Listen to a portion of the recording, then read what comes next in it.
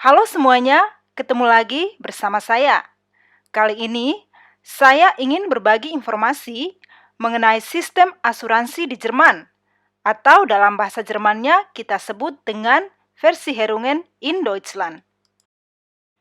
Asuransi di Jerman mencakup risiko keamanan dan dianggap sebagai kebutuhan dasar manusia.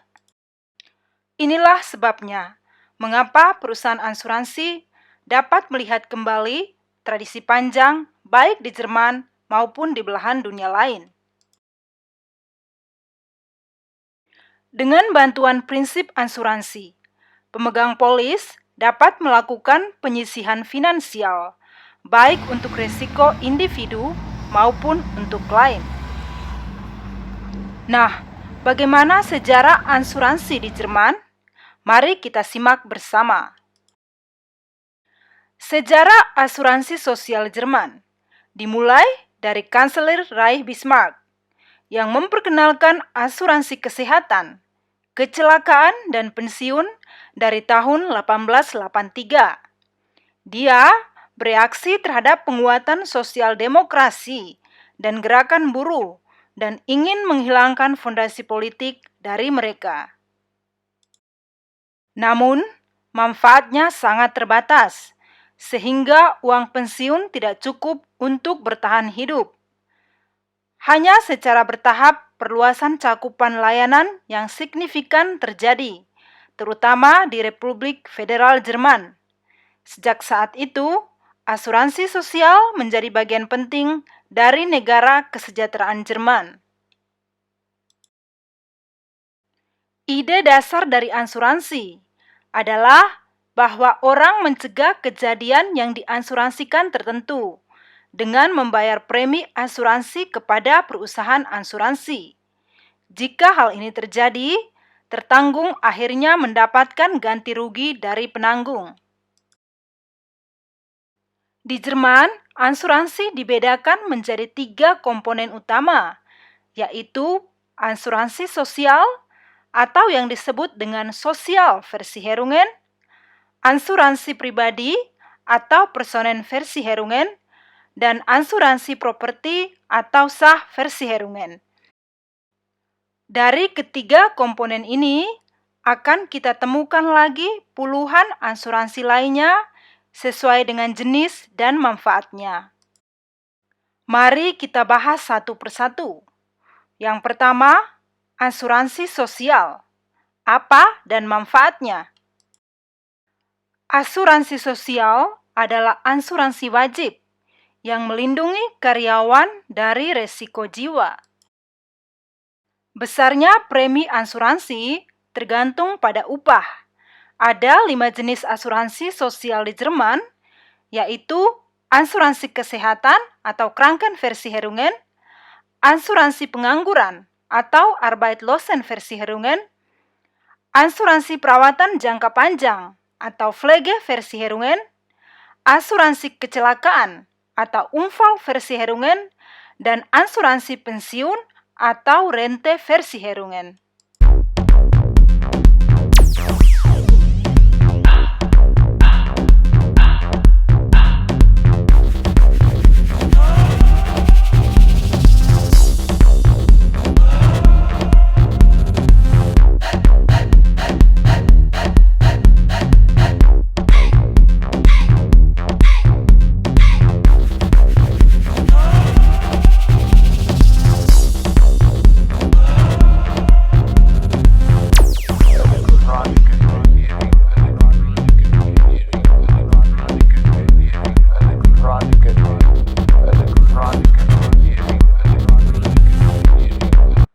Contoh resiko yang diasuransikan dalam asuransi sosial, seperti sakit, melahirkan, kebutuhan akan perawatan jangka panjang, kecelakaan kerja, penyakit akibat kerja, pengangguran, berkurangnya kapasitas penghasilan, usia tua, dan kematian.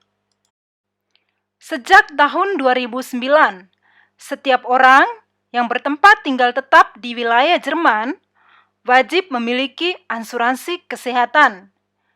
Bagi yang akan tinggal di Jerman untuk jangka pendek, juga diwajibkan memiliki asuransi kesehatan. Jika tidak, visa tidak akan dikeluarkan.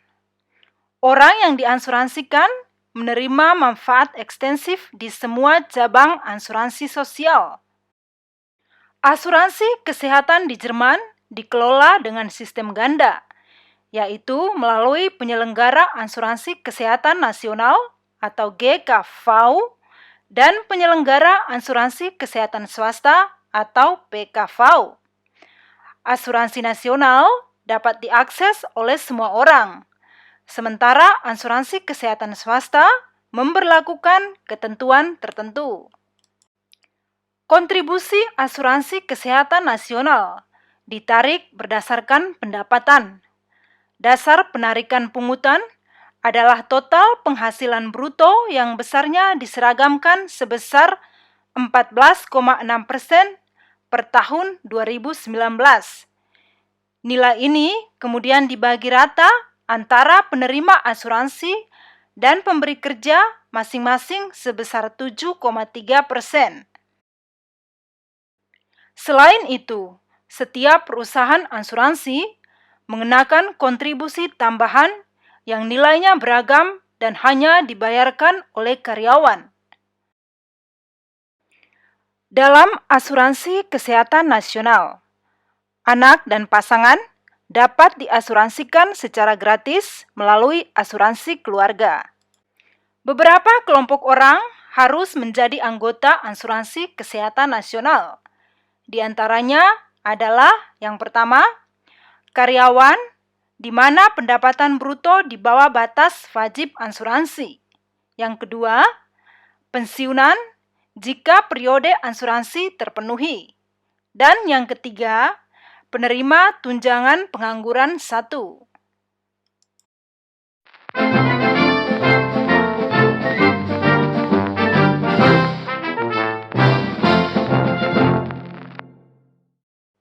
Semua karyawan wajib dan harus membayarnya.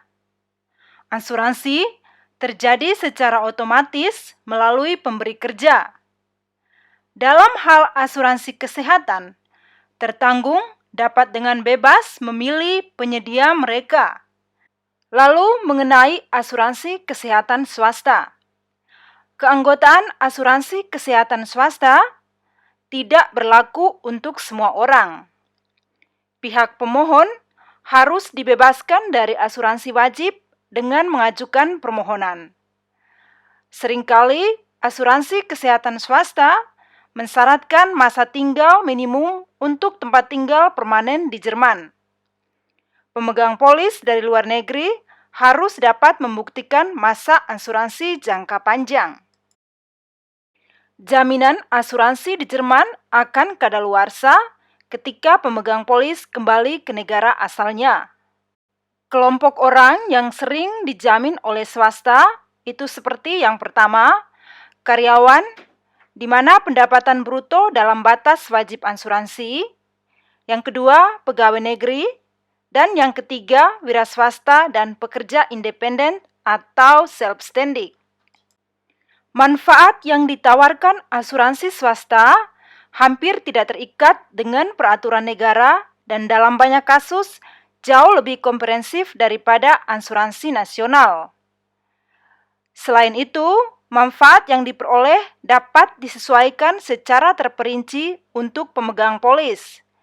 Semua biaya perawatan akan dibayar terlebih dahulu oleh pemegang polis.